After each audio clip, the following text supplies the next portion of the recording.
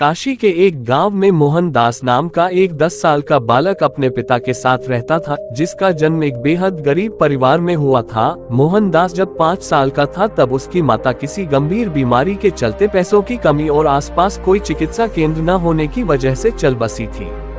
मोहनदास के पिताजी ठाकुरों के खेतों में मजदूरी किया करते थे, जिससे मिलने वाले पैसों से मुश्किल से ही घर का खर्च चल पाता था।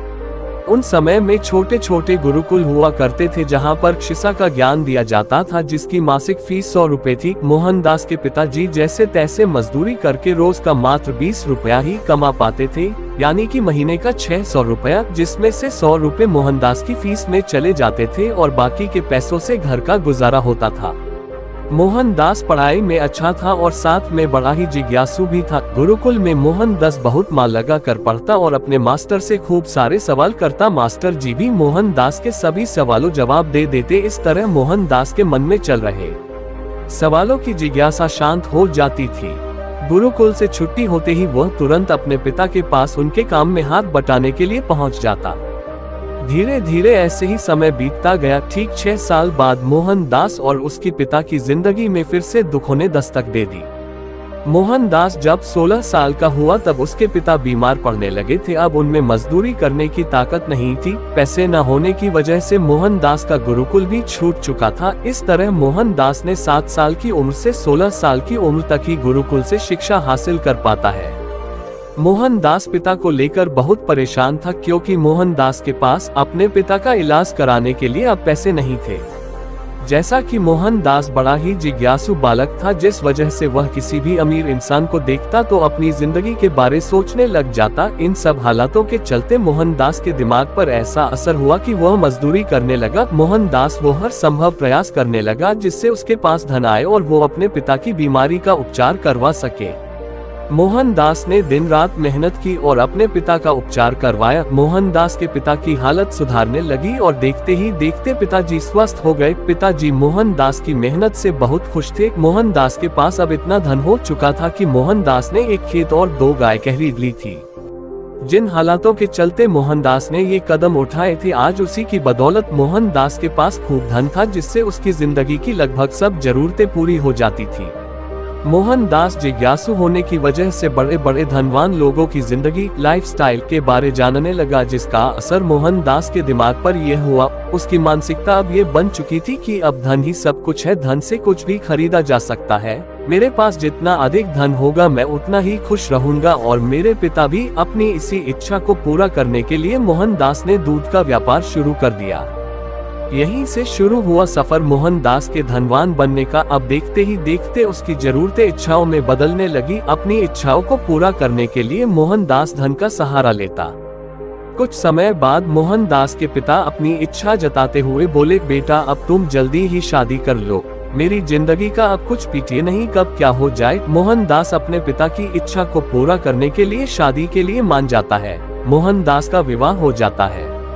मोहनदास खुशी पाने के लिए ऐशो आराम के सभी भोग विलास सामान खरीद लेता, एक आलीशान हवेली भी बनवाई।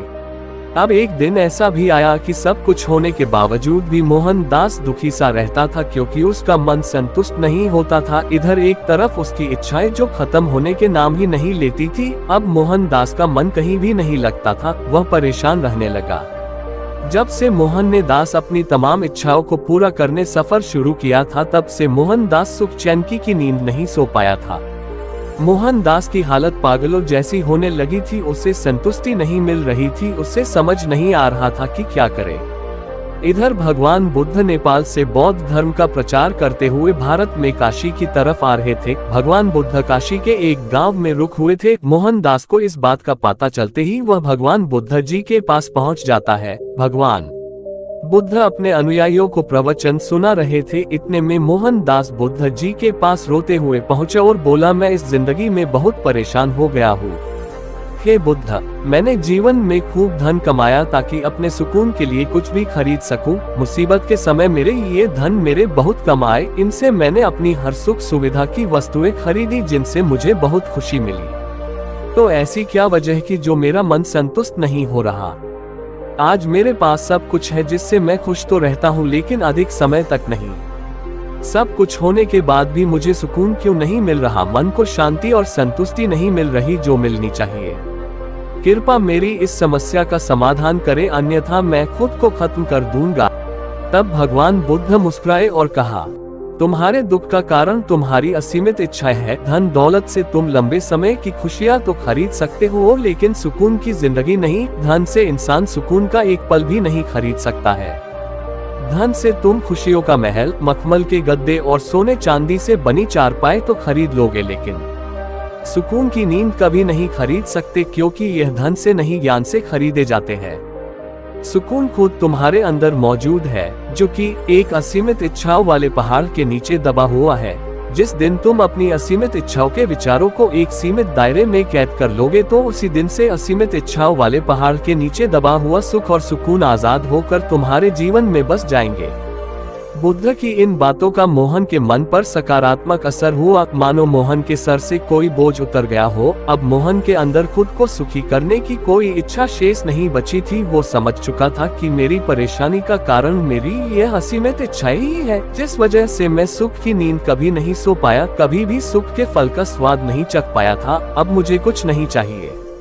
कुछ दिन बाद मोहन ने खुद यह अनुभव किया कि अब सच में कितना सुकून है मेरी जिंदगी में। शुरू से मैं मूर्ख, सुकून पाने के लिए खुद पर धन दौलत लुटाता रहा, बस धन कमाने के पीछे भागता रहा। जीवन के इस सत्य से अनजान रहा कि सुकून तो मेरे अंदर ही था, जो असीमित इच्छाओं के अंधेरे में कहीं खो गया था।